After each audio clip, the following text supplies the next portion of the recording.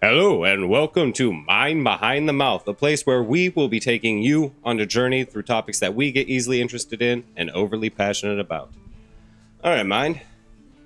Today's doodly topic.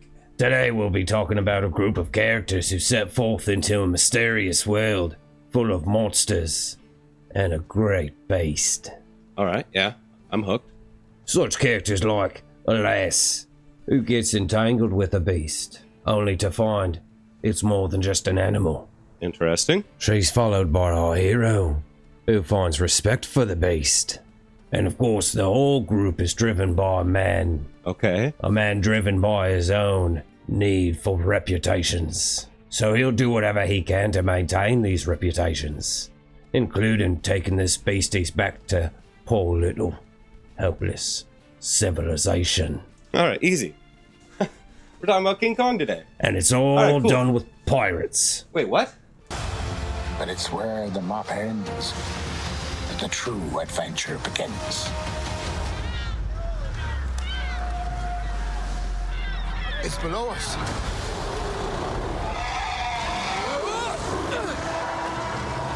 This is a kid-friendly video, though it is made to entertain all ages. When my daughters grabbed their snack and sat down for cartoon time and went to go pick the cartoon they wanted to watch, I started to roll my eyes as I see my daughter point out Red Monster. And I see in the corner a red N. Awesome. Netflix original. The Sea Beast. It's a pirate film. Okay, we're in. See, I happen to love pirate movies and hate most Netflix movies and shows. Like, there are few and far gold nuggets in between, and those get usually kicked out pretty quickly by Netflix. They hate creativity there. Content grinders. Yeah, it's just awful.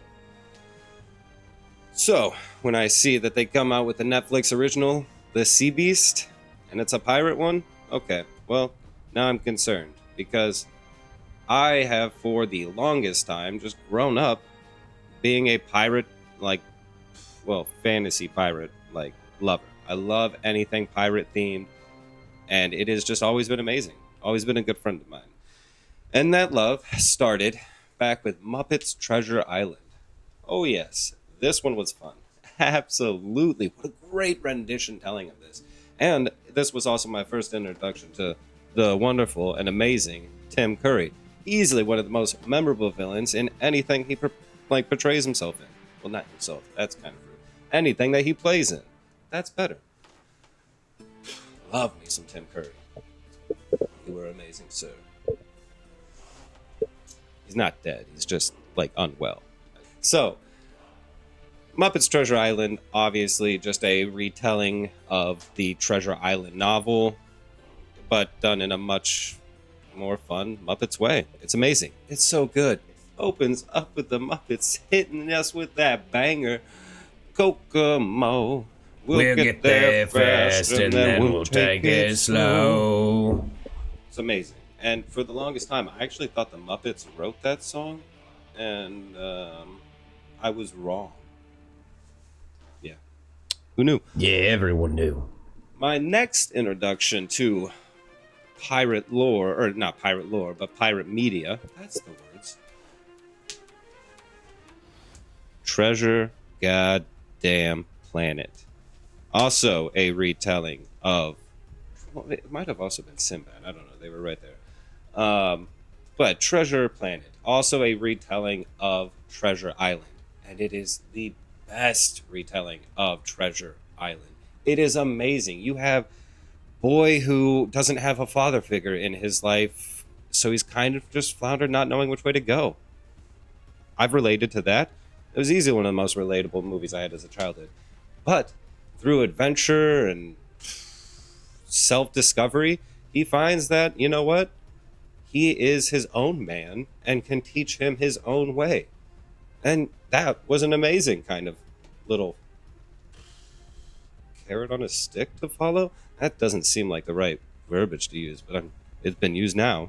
You have an amazing portrayal of John Silver, and I think the best kind of like father-son version of this that we've seen thus far. Book, old movie, Muppet movie, Treasure Planet movie. Best one hands down. This isn't a Treasure Planet movie, love. I should move on. You could see this is already getting intense. Then we have Sinbad. Is it a subtitle? Is there a subtitle in that? Like Sinbad and the Seven Seas? I don't know. It was a damn good one. And this one, you got great. This is easily one of the best pirate movies there is because it is like 88% made up number on the ocean. Barely any runtime is spent on land, and that is how a pirate media story should be. On the sea. Huh. Duh. And of course, this one, you got amazing villains who, just have you kind of questioning all kinds of feelings going on as a young boy. You. That's who I'm talking to. Not me. And they're trying to get back this Book of Light, which does nothing if you think about it, because the city existed before the book got there. But then if the book isn't there, shadows. And so they have to go on a grand adventure to get the book back. Boom. Simple, forward, good. Character, growth, change. Amazing. Dog sidekick. You can't ask for more. This is a great, great movie. Also watch Sinbad. Just go watch Sinbad as well. And then next, let's see. We have the Pirates of the Caribbean trilogy. Now, I kind of guilty of annoying my family with this one. I loved Pirates of the Caribbean so much. It was easily my favorite set of movies as a young adult. Throughout my entire teenage years, I just would consistently watch these movies. Every time they come out, I'm seeing them in theaters like at least 2 to 3 times. I'm owning them as soon as they're on DVD. DVD was a thing before Blu-ray. I don't know if we're getting to the stage where we're not even, like, kids just not even know what DVDs or physical media is. I'm going to just kind of move on because I'm making myself sad. So I loved this so much that my mom, love you, Mom, got me for my birthday or Christmas, one of those present ones, a Pirates of the Caribbean life set. And it was amazing. And then also right under it, I had Pirates of the Caribbean Seen It, which covered Pirates of the Caribbean 1 through 3. Not the longest board, but it had such detail and such greatness. I loved it. And I loved it so much. And of course, I'm excited to play it. So I wrangle up all my family, throw the DVD into the disc. Nope, that's not it. Throw the disc into the DVD player. And we all gather around the game board.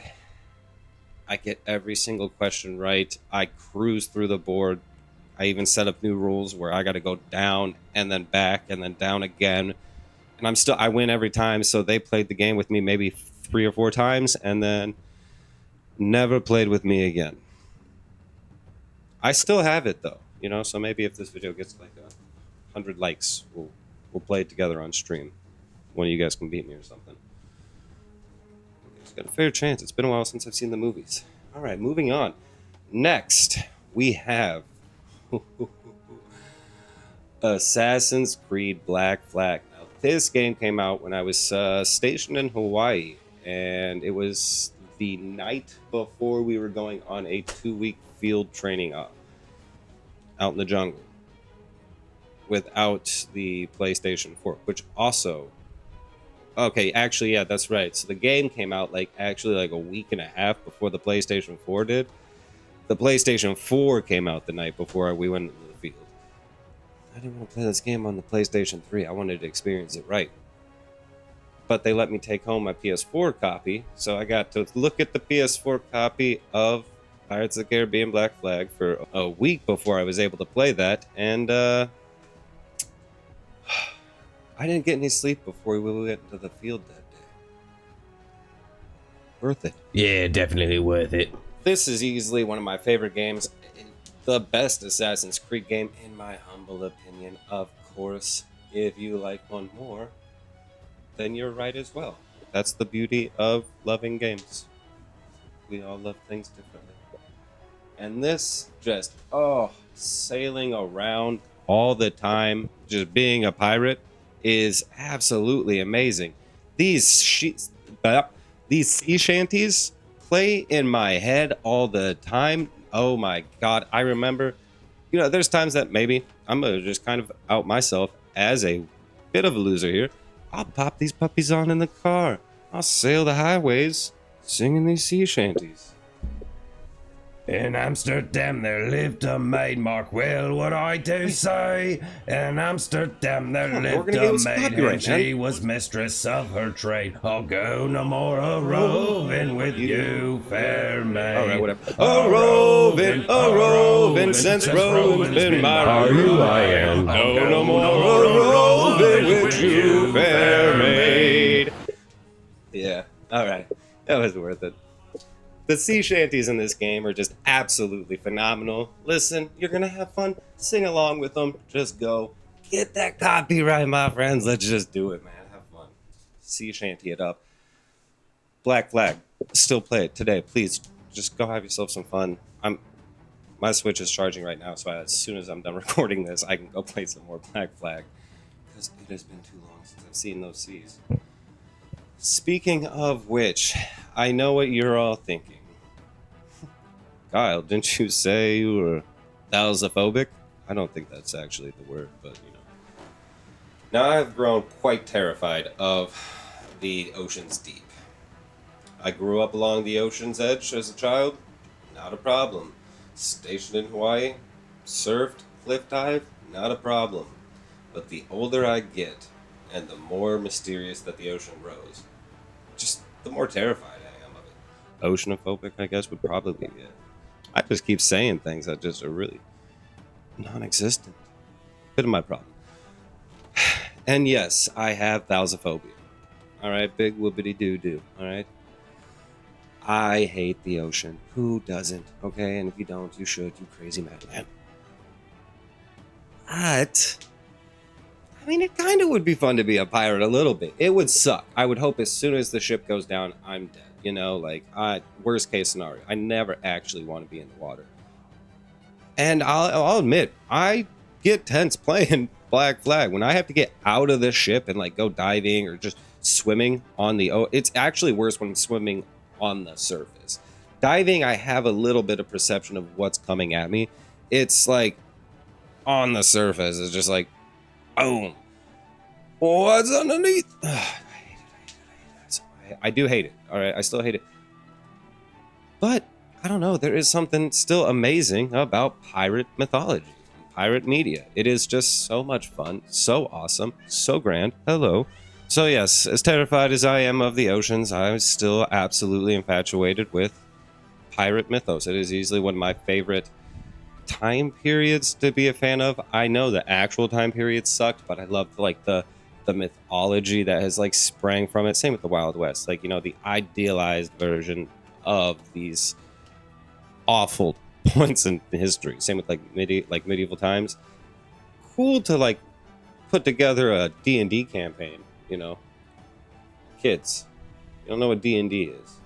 Go to your local gaming store. Maybe it doesn't exist. I guess Amazon. Go to your local Amazon, not the rainforest. The website. Get yourself a set, a D20 set, and tabletop RPG books. Start with, I don't know, Dragonbane is a good one for introductions. Create a new family gun night. Do not create a new family gun night. Wow. Create a new family game night. Have a blast. Create a new little campaign for the next 3 years. You guys are gonna have a good time. Unless the DM, you're gonna have a lot of work and a good time. So good luck. So when I go ahead and actually click play on the Sea Beast, I am quite skeptical at what we are about to find. And I am immediately proven wrong. As soon as the movie plays, it opens up with a haunting scene and my immediate nightmare. It was pure nightmare fuel as the camera opens up on a boy swimming onto a scrap of wood and it's dipping, but the camera is dipping in and out of the sea. So it's really kind of choppy right on the surface, the terrifying spot. And as it kind of pans around to the boy, you see a large fin flap out of the water and go back in. And I mean large. And it zooms out, and you see this huge manta ray coming under the boy. And he's such a pebble under this giant creature. And he's just floating there helpless because, of course, there's nothing you can do because you are not more out of your element into these things. Prime. Ha! It's scary. All right? Not cool. Not a good way to open up the film because now I've peed my pants.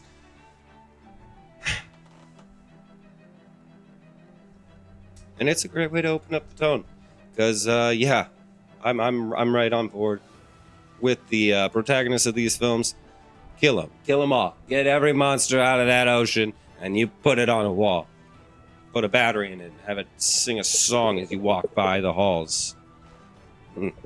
What follows is then an amazing action sequence where we not only get to see characters, an amazing character introduction, where you're basically kind of getting a surface level, what do they do, of the characters in an amazing way. And you're also getting to see the ship do some really cool stuff. Like the way that these hunters have just outfitted their ships to be as much of a monster on the surface of the sea as those beasts are under the sea. Whoo! Man, the amount of ways they have at going at these sea beasts is so much fun. Like just the way he has to throw the spear into the sea beast that is coming at him, so he's not only having to penetrate the surface of the water because it is underwater, he's also having to then break through some very thick, hard crustacean shell of an exterior. And so how's he going to do this with his little human man arm? Of course he's going to climb up on a pole that is going to come down like this, like a little freaking whack. What are those bounce guys that you can't really knock over? You know, like the, hey, what are you doing? Yeah, he's on one of those, and he comes down with that momentum, slams the freaking harpoon through the water, through the shell, and into the Mystic Rotation. Whew. Okay. That was cool. All right, yeah. What else can this ship do? And these people are acting off pure instinct as if, you know, they've done this 100 times. I'm sure they have. But they are in their zone, man. They're as fluid as the water around them. They rock like a boat, baby. And it is good. It is such a fantastic sequence. And then the ship's a little banged up, realistically. So what do they got to do? They got to go to port. And this is such a fun, like, honestly, as a GM, all I'm seeing is an amazing adventure and campaign set here where you're going out, you're fighting big bads, and then you're having like to go back into town, sell the horn, get some freaking, you got to get your cash, you're getting your drink, you're upgrading your ship. This is such a great premise for a campaign that, oh yeah, baby, I cannot wait to do a nautical campaign. You wait till I get players, it's game over, baby. There isn't a character in this movie that I don't think is like just beautifully portrayed. I'm not just talking about the amazing artwork or the phenomenal actors and actresses that are putting their voices into these characters. Man, everything is so well done here that the big bad of this movie continually shifts as your perspective does. And it is so great the way it does that, because it's like almost like every time somebody is doing something that would be considered as they're the bad guy, you completely understand and sympathize with why they're doing it. And you kind of see their justifications for their own actions as to where they're the hero in their own story, which is how you write an amazing villain, by having them think that they're not the villain at all and that their actions are necessary for greater good. That's peak villainy right there. That's boom, you've done it. And of course, by this point, I'm realized I'm fully invested in this kids movie I've been watching. And it was right then. I was like, oh, they've done it. They've done that kind of like perfect. Don't make a good kids movie. Just make a good movie. so everybody can enjoy it. And that's what this is. My girls were enthralled with this movie. I was enthralled with this movie. There wasn't nobody that was on the couch that didn't enjoy what was going on. Victoria, who's not really, I would say, pirate media involved, like as involved. You know what? I can't speak for that. Even Victoria was over here just fully engaged in this little pirate cartoon. Phenomenal. That's great to see.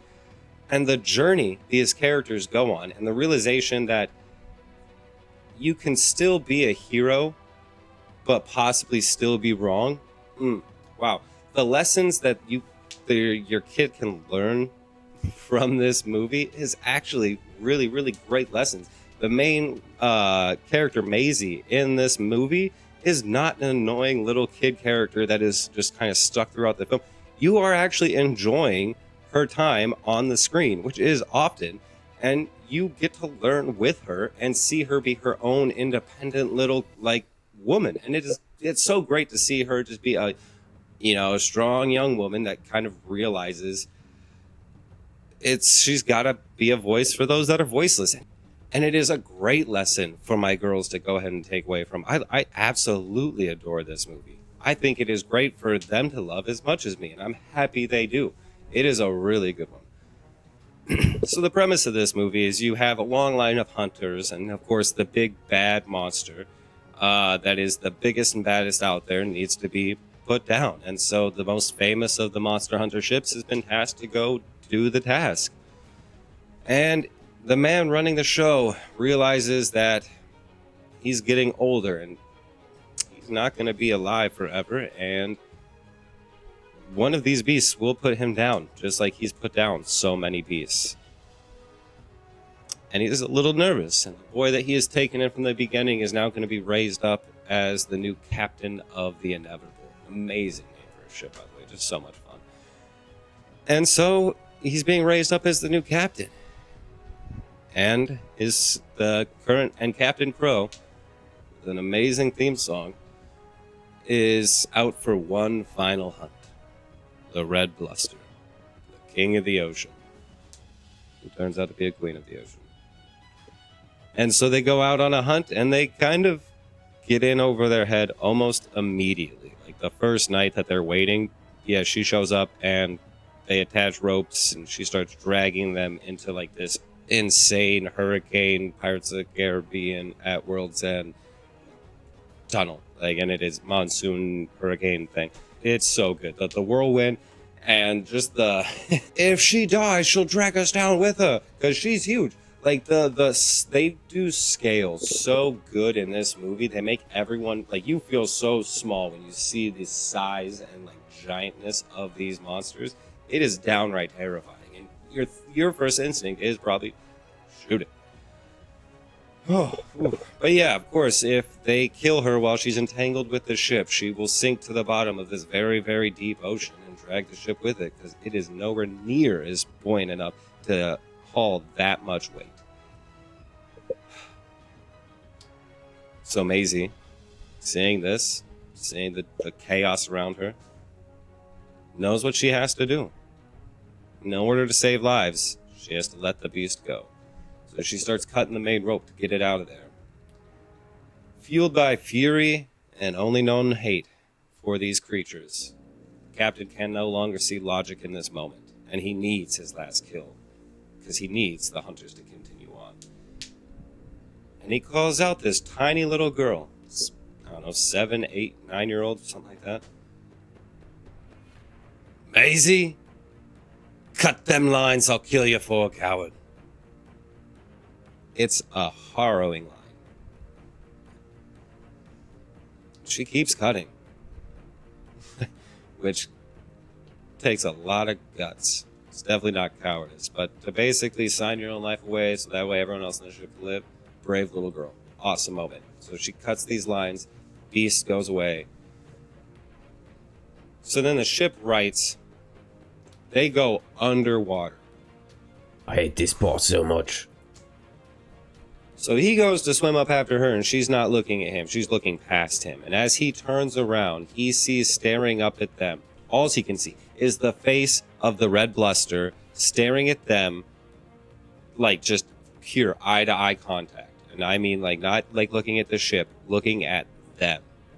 And without breaking this terrifying eye contact, just swims back and disappears entirely. Not but like 50 feet in front of them, something 6 times larger than the ship just completely disappears in the freaking face of their face, and it's just gone. Oh my god. It could be anywhere around them. Like, the ocean is not okay. Nothing that size should be allowed to just disappear so easily. That's so freaking scary. Why is that allowed? So they swim back up after seeing this nightmare fuel and get into a lifeboat. And they're immediately confronted with the mad Captain Crow. One monster swims away, and a new one emerges, and immediately draws pistol on the 9-year-old Maisie.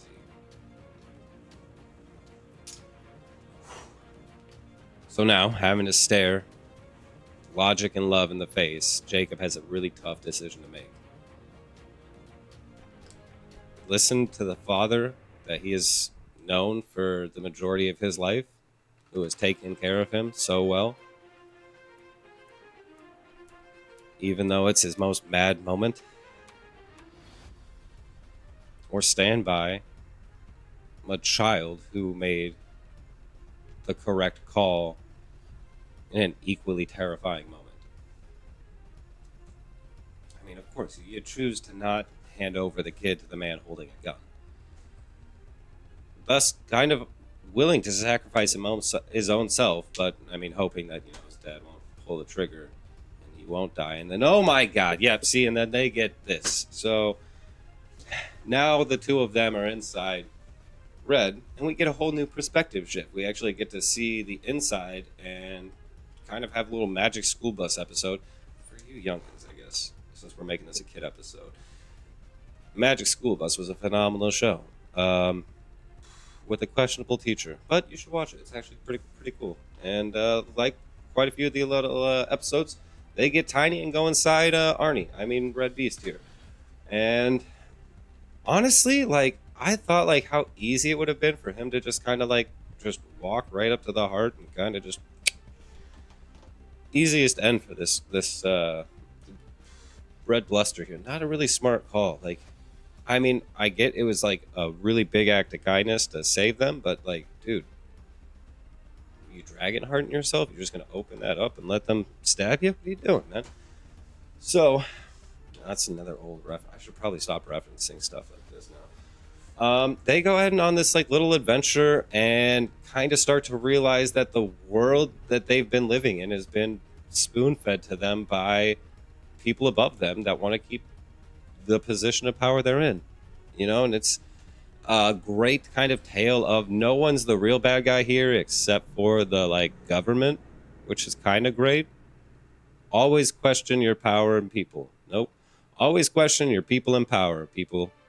Because, I mean, honestly, if they're honest, they shouldn't be upset that you're questioning their, what they're doing with their power. And if they're not, then you should definitely be glad you questioned them. So they go on this grand adventure of discovery that the monsters aren't all that bad, and, the hunters are just slightly misguided. And it's the crown that has been the real corrupting force here.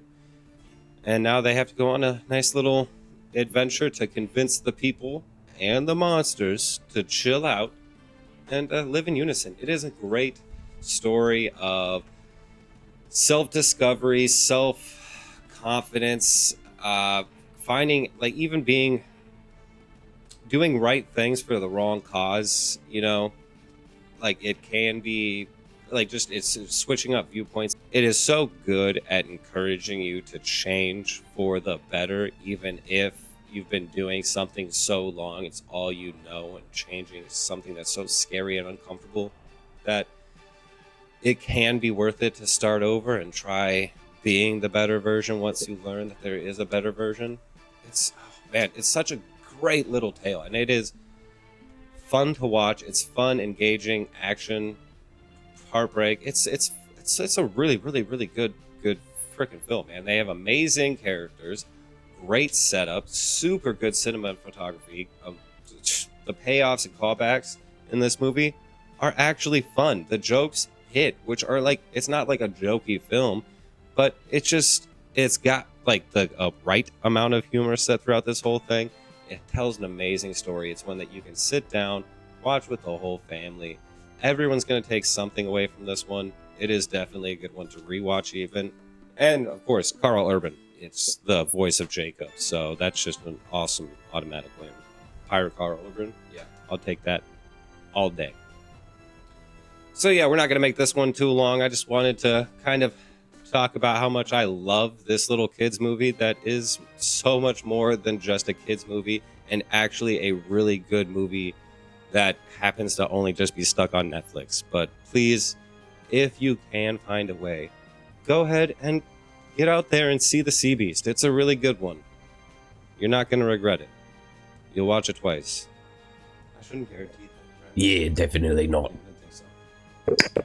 All right, thank you all so much for watching. I'm quite enjoying starting up this channel, and I hope you are enjoying where this is going. I'm a bit rambling here, but yeah, we've been having a lot of fun, and we have been hard at work. It's quite a bit of stuff that's going to be coming your way. A couple new series we're going to have on this channel to go along with the Why I Love series. Look out for the Whiteboard series. Our first videos will be coming up on that pretty soon. We appreciates and loves you all. Yeah. Bye, everyone.